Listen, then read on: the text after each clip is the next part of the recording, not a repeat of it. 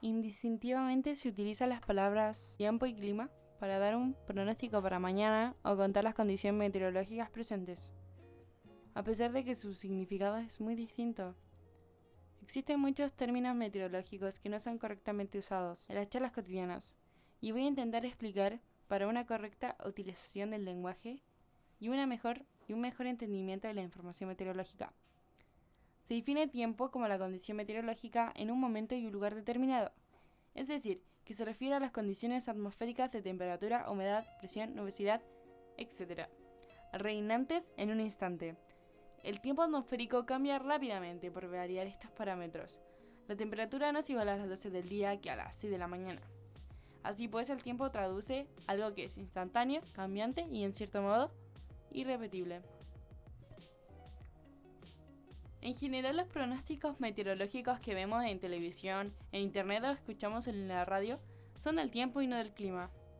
Por otro lado, llamamos clima al tiempo promedio para un determinado lugar. Dicho de otra forma, el clima son los valores promedios de temperatura, lluvia, humedad, nubosidad, viento, etc. de un lugar. Se define por lo general para un mes o una estación y se consideran datos promediados durante 30 años o más. Pronóstico del tiempo y clima. El pronóstico del tiempo se refiere a un momento actual, mientras que el clima a un periodo de muchos años. 6 evidencias que demuestran que el cambio climático es real. A pesar del consenso de la comunidad científica, un pequeño número de personas sigue negando la existencia del cambio climático, que su causa radica en nosotros. Para todos los escépticos, explicaremos 6 pruebas irrefutables que demuestran que el cambio climático es real. El CO2 en la atmósfera. El dióxido de carbono constituye el 81% de las emisiones de gases de efecto invernadero. Los combustibles fósiles y ciertas reacciones químicas producen este incoloro gas, que atrapa el calor en la atmósfera.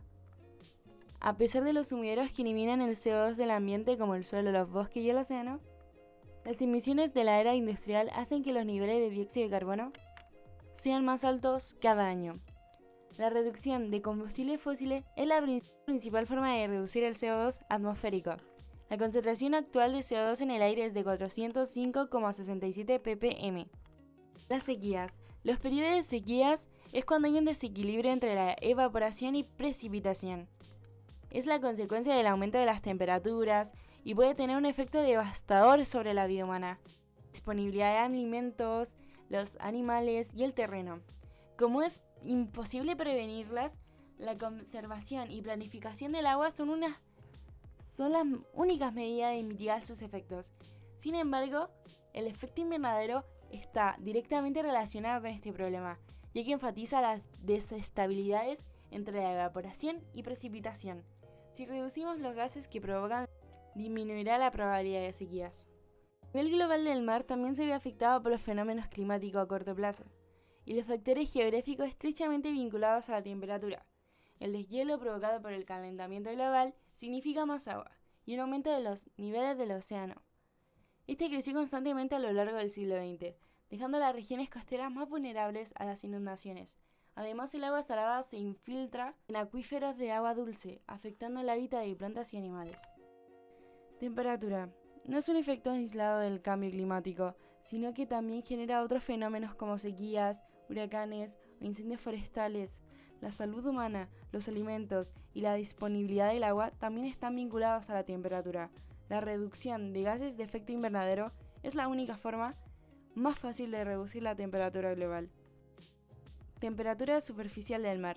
La TSM o temperatura superficial del mar del 2016 fue una de las más cálidas jamás registradas, con un aumento de 0,75 Celsius con respecto al siglo pasado.